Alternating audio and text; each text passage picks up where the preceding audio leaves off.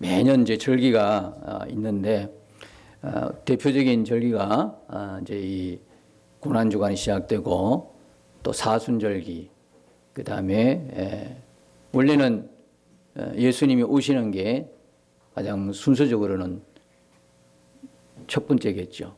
그러니까 성탄절기, 예수님 오심을 축하하고 기념하는 성탄절기. 그 다음에 예수님이 또 오셔서 왜 오셨습니까? 죽으시기 위해서, 많은 사람의 대속물로 생명을 내어주시기 위해서, 그죠?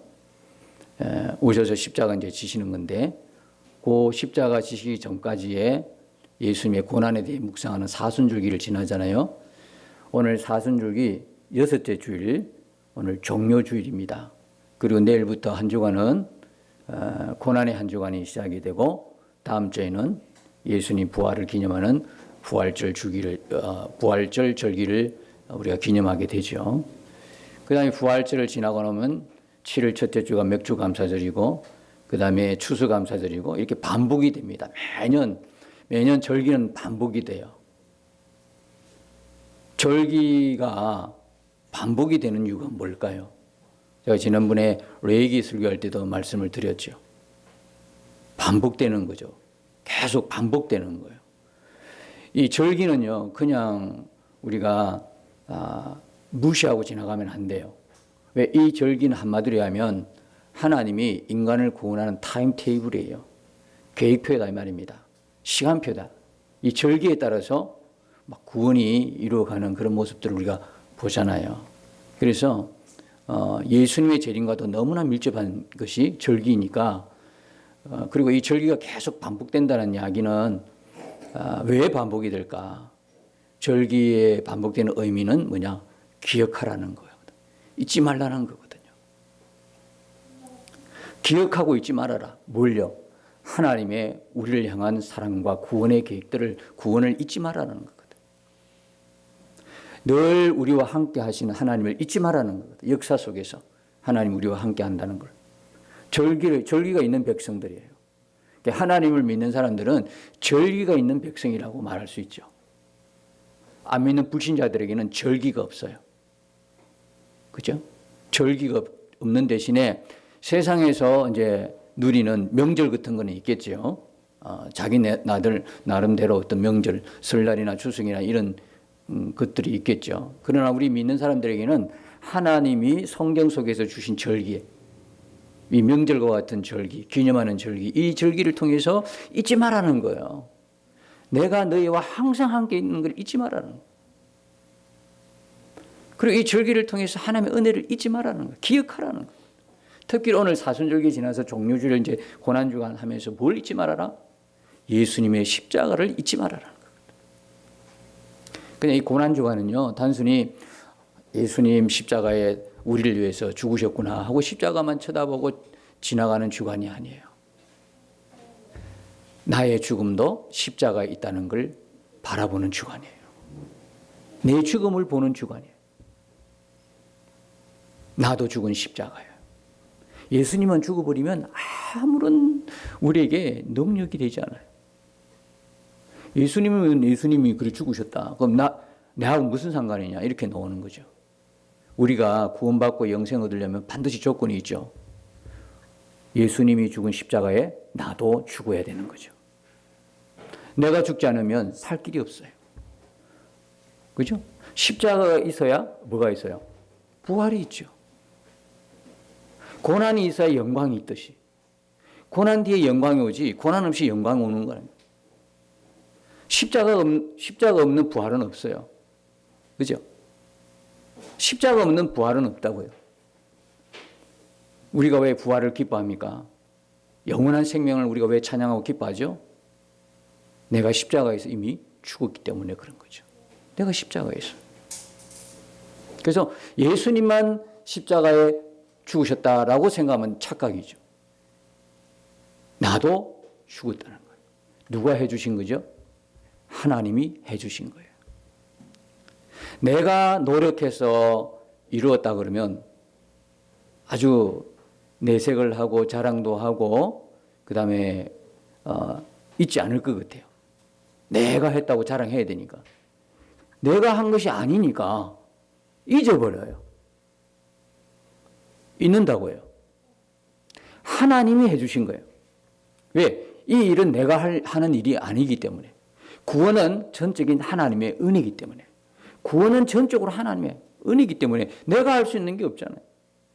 누차 말씀드립니다만 하나님과 우리는 관계가 끊어진 채 태어나기 때문에 그렇게 관계가 끊어지고 영이 죽은 상태에서 하나님을 도저히 인식도 못한 상태에서 죽은 상태에서 태어난 우리가 어떻게 스스로 살 길을 찾을 수 있겠어요? 우리는 전무한 거예요. 우리는 살 길이 없어요. 그런 우리를 살리신 분은 누구냐면 하나님이시거든요. 우리를 구원할 그 계획이 뭐냐? 십자가였단 말이에요. 십자가에서 예수님이 죽으셔요. 누구를 위해서요? 우리 죄를 위해서. 우리 죄 때문에. 우리 죄 뭡니까? 대가를 지불하시는 것 대신. 왜? 로마서 6장 23절에 보면 죄의 삭은 사망이요 그러죠. 죄의 삭은 사망이다 이 말. 그 사망의 대가를 누가 지시냐? 예수님이 십자가에 지신 거예요. 그러면서 예수님이 예수를 믿는 우리까지도 죽게 하셨다. 그래야만 우리의 영이 살아나니까. 우리의 영이 살아나니까. 예수님 없이 예수님 관계가 단절된 우리 영이 죽은 상태에서 그 영이 살 길은 뭐냐면 죄의 종으로 살든 죄의 노예로 살든 마귀의 종으로 살든 우리의 옛사람이 죽어야 되니까. 그래서 더 이상 이제는 예수님의 십자가에 예수님만 죽은 것이 아니라 나도 죽어. 나의 옛사람, 죄에 따라가던 죄의 종로로 타고 죄의 노예 노릇하는 마귀에 속해 있던 그때 무분별하게 죄를 지으면서도 제가 죄인 줄 모르고 살았던 내가 옛사람이 내 자아가 십자가에서 함께 예수님과 못 박혀 죽게 하심으로 말미암아 그때 비로소 내 영이 살고 하나님을 인식하게 되고 하나님의 자녀가 된 것이죠. 그래서 십자가는 그냥 예수님만 죽으셨다고 보면 안 돼요. 나의 죽음을 바라볼 수 있어야 되는 거예요.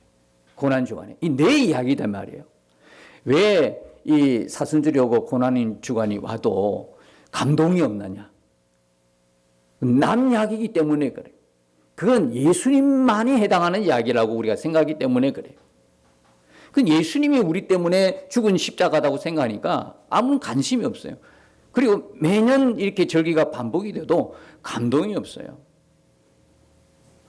십자가에 고난당하시는 예수님의 영상을 늘 봐왔지 않습니까?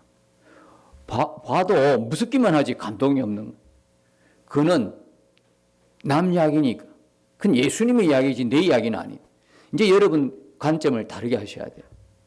그 십자가 예수님의 그 고난의 영상은 바로 그 속에 내가 있다는 거예요. 예수님 안에 내가 있다는 거예요. 예수님을 믿는다는 이야기는 예수님이 십자가에 달리신 것을 믿는 것뿐만 아니라 예수님과 나는 한 몸을 이루었다는 걸 믿는 겁니다. 언제 이루어졌습니까? 예수님 십자가 때 이루어진 거예요. 그것이 한 몸이 되지 않으면 우리가 살 길이 없어요. 예수님이 우리도 함께 이런 표현을 제가 설교하면서 썼잖아요. 끌어안는 거예요. 한 몸을 이루어야만이 우리가 살아날 수 있기 때문에. 그래서 여러분들이 예수님과 한 몸 이루고 함께 살고 예수님 죽을 때 나도 죽고 예수님 살 때 나도 살았다고 하는 대외적으로 여러분들이 나도 죽었다고 하는 그걸 갖다 표현하는 그 행사가 뭡니까? 세례라는 겁니다. 로마서 6장 6절에 보니까 그 세례가 예수님과 합하여 그러잖아요. 합하여 세례를 받은 줄 모르느냐? 그러잖아요. 예수님과 한 몸 이루고 합하여 졌다는 거. 그게 증거가 뭐냐면 세례다 이 말이에요. 세례는 단순하게 받는 게 아니에요. 교회 1년 다녔다고 받는 게 아니라고 그랬잖아요. 예수님과 내가 한 몸이 되어서 예수님 죽을 때 나도 죽고 예수님 살 때 나도 살았다는 거예요. 예수의 생명과 내 생명이 이제 동일한 거예요. 예수님의 몸과 내 몸이 한 몸이라는 걸 보여주는 그것이 뭐냐면 세례라는 거거든요. 남 약이니까 그죠? 사순절이 되어도 뭐 예수님 고통으로만 끝나는 거거든. 관심이 없어요. 이게 사순절기인지 고난주간이 시작돼도 이게 고난주간인지 몰라요. 그잖아요. 그러니까 부활절을 맞이해서 부활절은 기억이 나. 왜? 계란 삶는 날로 기억이 나. 이게.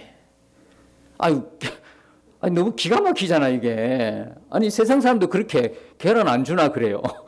아니 세상 예수님이 십자가 죽으셨어요. 영원한 생명으로 다시 부활하시는데 이 부활이 너무나 큰 건데 이 너무나 큰 거라서 도무지 인식이 안 되나 봐요. 계란만 인식이 되는 거. 왜 계란 안 주느냐.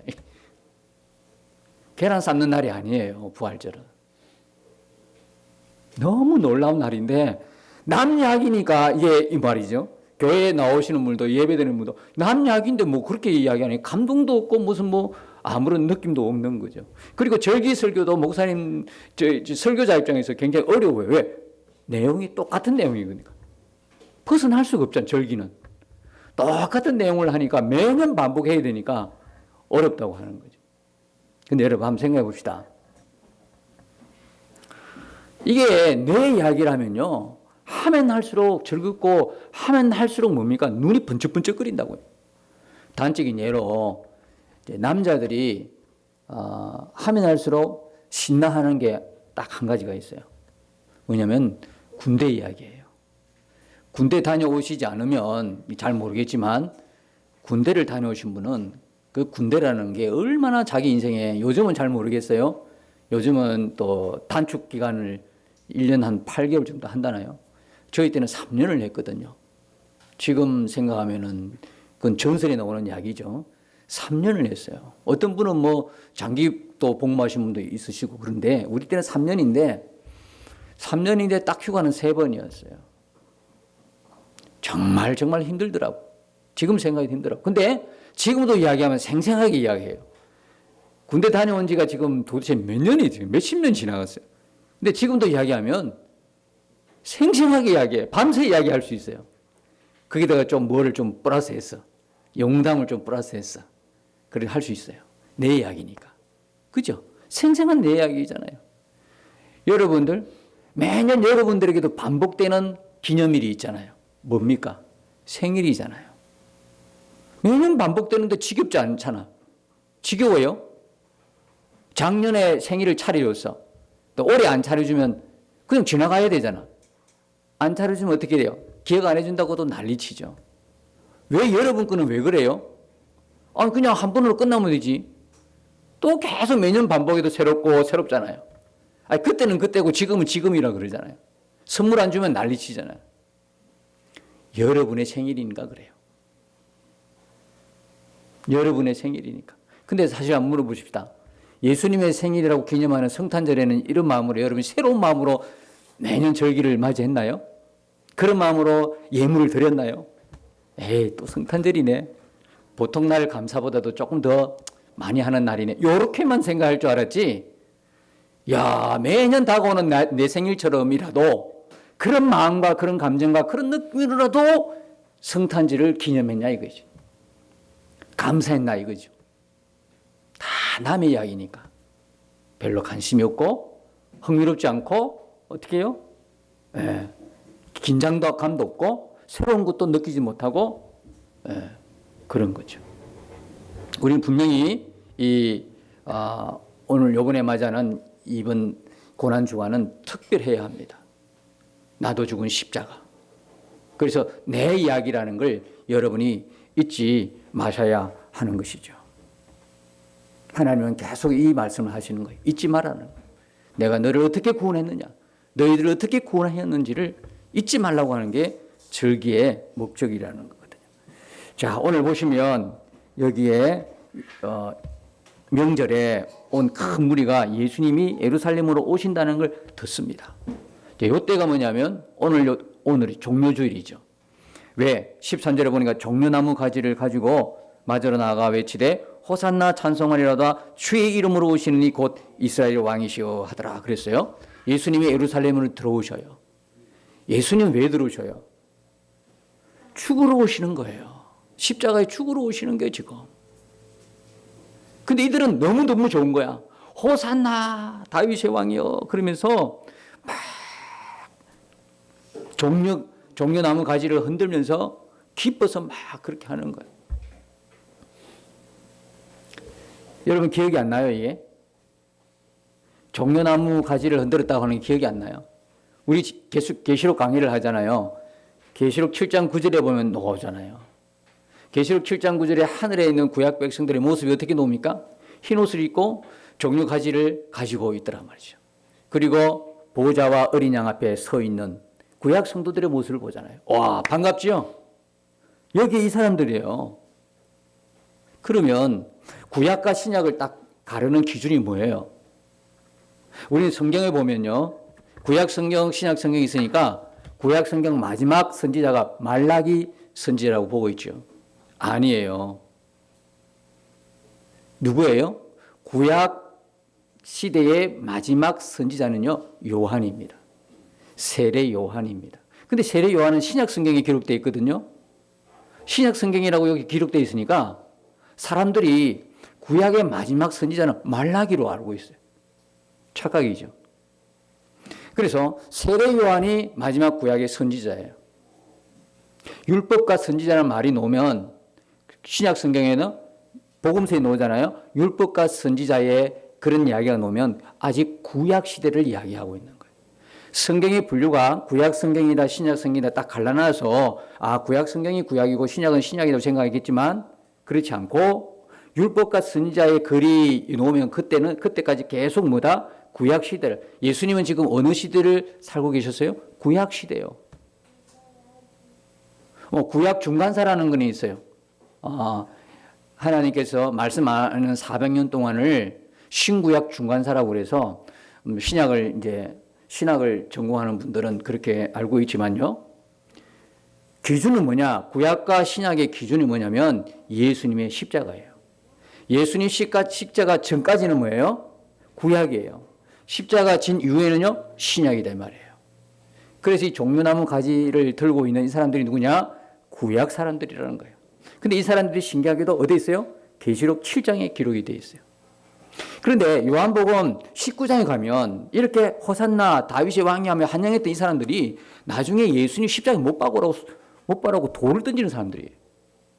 십자가에 못 박으라고 외친 사람들이거든요. 그래서 종려나무 가지를 들었다고 해서 다 그게 하늘나라에 가 있는 게 아니고 종려나무 가지를 들고 환영한 무리들 중에 예수님을 영접한 사람이 있겠죠. 믿은 사람들이 갔겠죠. 아무튼 그런 모습들을 우리가 계시록 7장에서 볼 수 있는데요. 우리가 계시록을 계속 보면서 결국 계시록은 뭐냐면 예수님의 십자가 3일 동안에 일어난 일들을 뭡니까? 기록한 거잖아요. 근데 그 기록의 근거를 뭐로 삼습니까? 구약의 약속을 근거로 삼잖아요.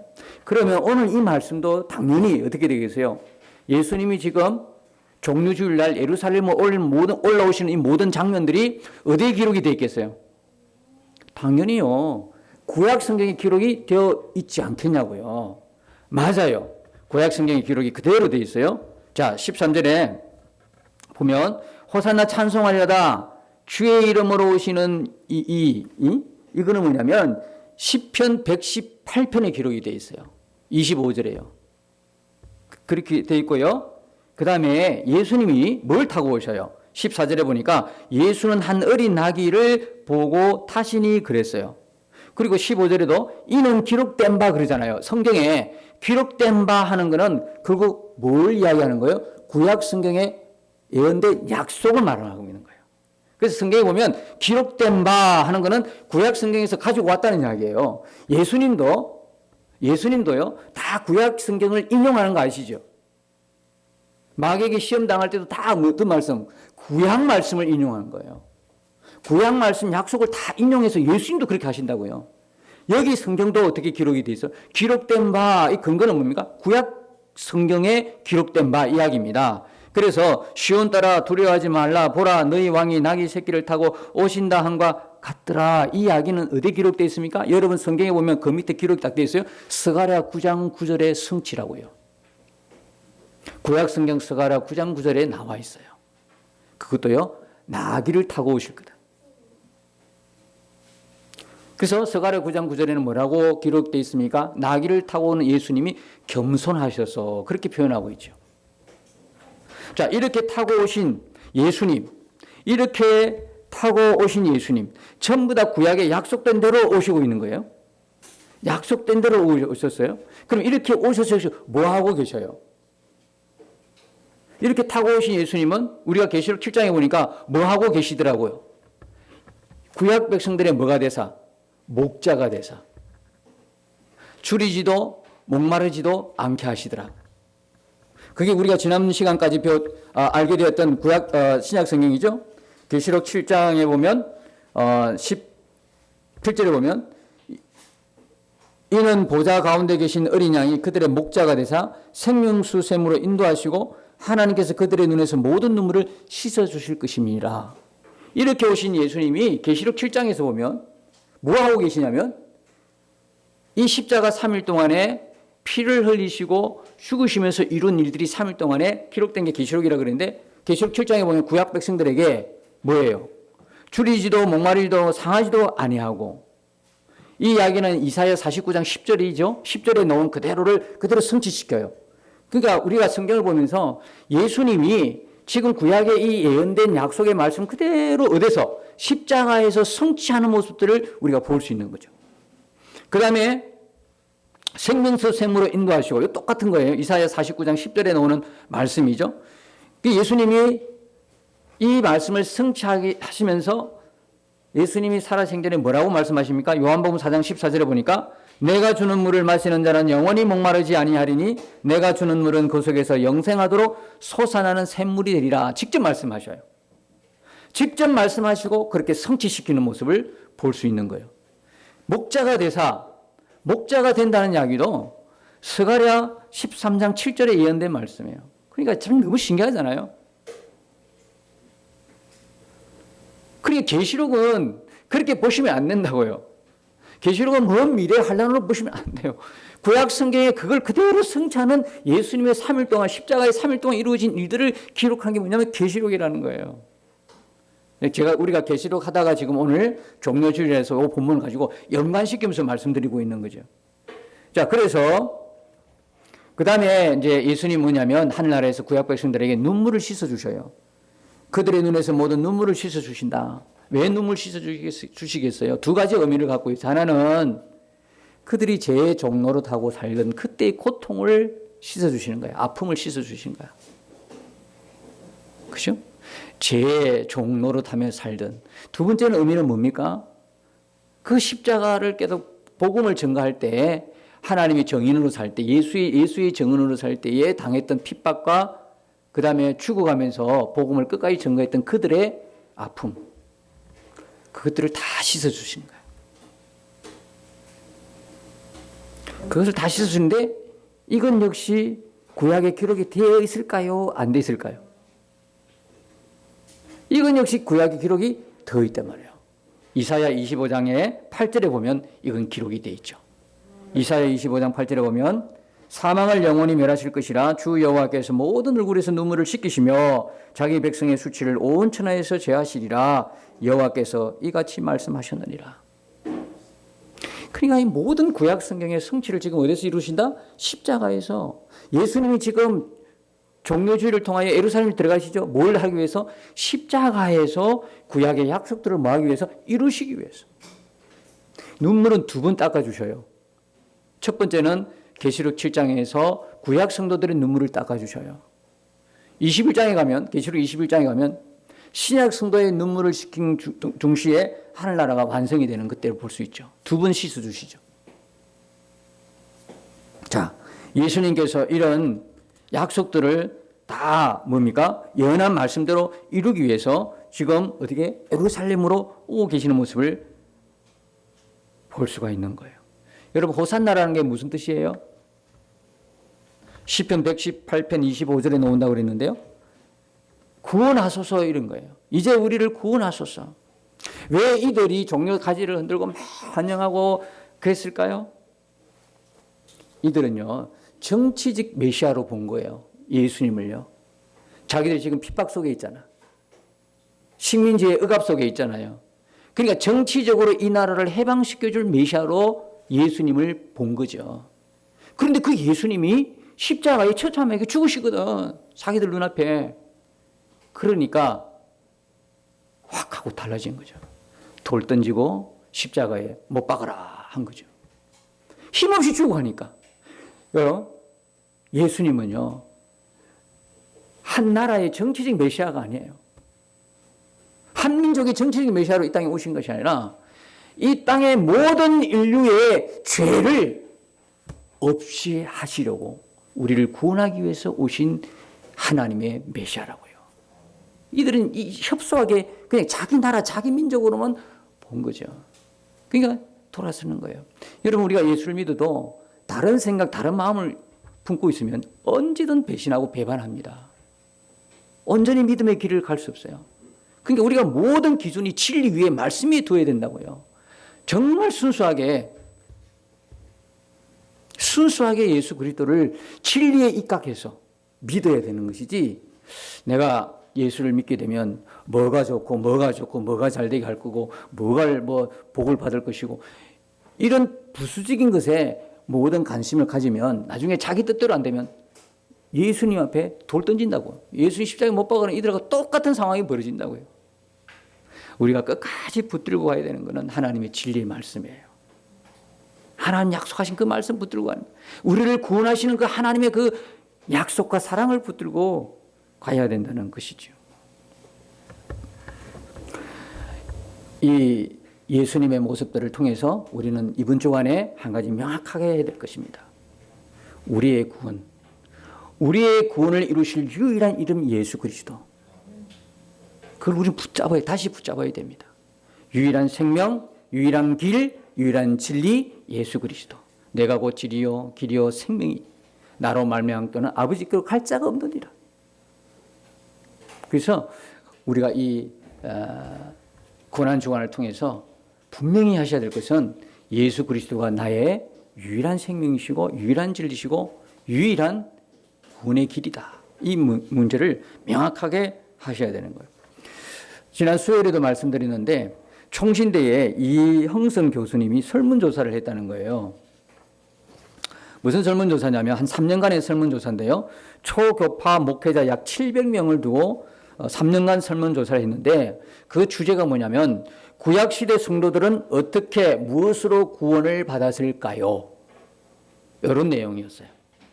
구약시대의 백성들은 어떻게 구원받았을까? 무엇으로 구원받았을까요? 그것도 일반 성도들을 대상으로 하지 않고 초교파 목회자들, 목사님도 있을 것이고 강도사도 있을 것이고 전도사님들도 있을 것이고 요분들만 대상으로 3년간 설문조사를 총신대 목회연구원인가? 거기서 설문조사를 했다는 거예요.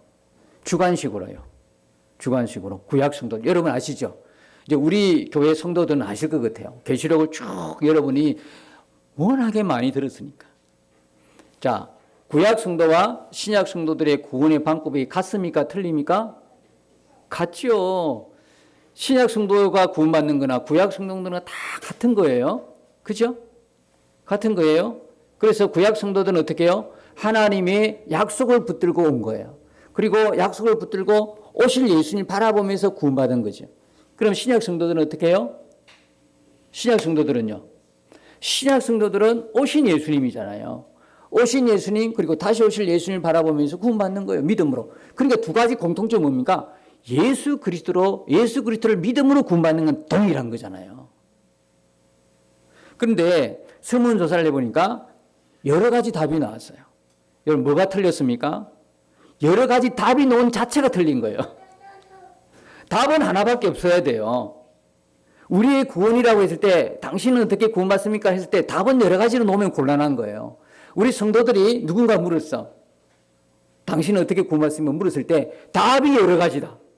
서너 가지가 나왔다 그러면 이게 잘못된 거예요. 답은 오직 하나예요. 뭐예요? 오직 예수 그리스도예요. 예수 그리스도로 말미암아 예수 그리스도를 믿음으로 이렇게 나와야 되는 거죠. 그러면 신약 성도가 그렇다면 구약 성도도 똑같은 거예요. 구원 방법이 다르면 안 되는 거죠. 그런데 답이 8가지나 나왔어요.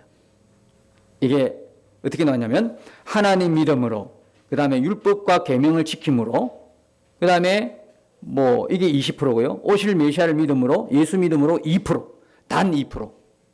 그 다음에 희생제물, 제사, 속죄물로 짐승의 피를 흘려서 33%.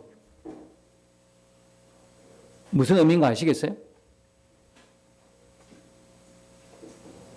할례와 제사 15%, 민족적 택함으로 2%, 양심으로 4%, 하나님 말씀에 순종함으로 8%, 선지자들의 물세례로 1%, 홍해를 건너므로 1%, 기타 잘 모르겠음 6%. 자, 여기에 퍼센트가 많은 거 보면 뭐가 퍼센트로 나냐면 율법 계명 지킴으로, 그 다음에 뭡니까? 제사, 희생제물, 속죄물, 짐승의 피, 그 다음에 할례와 제사를 받음으로, 구약을 그대로 본 거예요. 이게 누구를 예표하는 걸 모르는 거예요. 다시 말하면 하나님의 구속사에 대한 눈이 열리지 않은 거죠. 구약은 뭡니까? 예표입니다. 누구의 예표? 예수 그리스도의 예표입니다. 짐승이 피 흘린다고 구원받아요? 이거는 예수님이 피 흘려주실 것에 대한 예표일 뿐이죠. 제사되고 성막 모든 것들이, 성막은 예수 그리스도의 몸을 예표하고 있는 거잖아요. 제사장은 대제사장으로 오실 예수 그리스도를 예표하는 거잖아요. 제물은 뭡니까? 그때 피를 흘리며 죽은 그 제물은 누구를 예표합니까? 우리 위에 대신 죽을 대속제물인 예수 그리스도를 예표하는 거잖아요. 눈이 안 열리는 거죠. 너무 안타깝게도 복음에 대한 눈이 안 열리는 거예요. 구약은 예표입니다. 예표. 그림자라고도 이야기하죠. 누구를 위한 나타난 그림자? 십자가에 달려 죽으시는 예수 그리스도. 십자가는 뭡니까? 이 예표를 성취하는 것이고, 신약은 뭡니까? 이미 성취된 것을 믿는 믿음으로 오실 예수님을 바라보는 거고, 그게 통일하게 예수 그리스도의 믿음으로 구원받는 거잖아요. 이렇게 여러 가지 대답이 나오는 거예요. 그래서 우리 분명히 짚고 넘어가요. 다른 건 좀 몰라도 괜찮아. 우리의 구원은 분명해야 되지 않습니까? 우리의 구원은 오직 예수 그리스도를 믿음으로. 여기 분명히 가지면 흔들리잖아요. 누가 뭐라고 해도 너 그런 식으로 신앙생활하면 구원이 탈락돼. 그런 부분 없어요. 우리를 택한 분도 뭐요? 내 의지로? 아니요. 하나님의 택하심이거든요. 여러분 부르신 분 누구예요? 여러분들 노력해서요? 아니요. 여러분들이 십자가 죽겠다고 노력한 적이 있습니까? 없습니다. 우리 의지대로 여러분의 결정대로 된 게 하나도 없습니다. 하나님이 일방적으로 해주신 은혜다 이 말이에요. 그것이 살 길이기 때문에. 그래서 우리로 하여금 예수 그리스도를 믿게 하셨을 뿐만 아니라 십자가에 못 박히고 죽게 하신 거죠. 전적인 하나님의 은혜예요. 구원을 이루어 가시는 것은 하나님의 은혜단 말이에요. 우리는 어떻게 살아야 되느냐? 구원받은 백성이라는 걸 자꾸 깨우쳐 주는 게 신약 성경이잖아.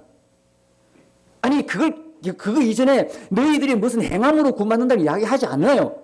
너희가 지금 누구냐를 이야기해. 우리 정체성을 신약 성경에 계속 이야기해 주고 있어요. 너희는 예수의 피로 구원받은 하나님 백성이라는 걸 계속 너희가 어떻게 살아가야 될 것인가를 생각해 보라는 거지.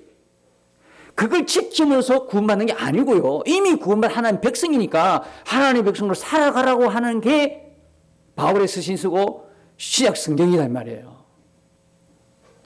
한 번 구원받은 거는요, 탈락하고 그런 법이 없어요. 어디에 명확하면? 복음에 명확하게 서 있으면. 구약과 신약의 이 복음 위에, 구약의 복음, 신약의 복음, 동일한 이 복음 위에 눈이 분명하게 떠지면 다시는 구원에 흔들림이 없어요. 누가 뭐라 그래도. 너무나 방송 중에, 너무나 영상 중에 그런 설교가 많다 보니까 자칫 흔들거리죠. 그러나 여러분들이 구원의 복음에 명확하게 서 있으면, 구약과 신약의 말씀이 명확하게 서 있으면 흔들릴 이유가 하나도 없지요. 여러분, 이 고난주간에 행할 일, 성도들의 행한 일, 그마저도 행해서 그래 되는 게 아니고 당연히 고난주간이 나의 죽음을 보는 주간이기 때문에 내 속에서 자연히 우러나오는 행동이 그렇다는 것이지, 그걸 억지로 행함을 통해서 너희들이 이렇게 뭐 해야 된다 이런 이야기가 아니다 이 말이에요.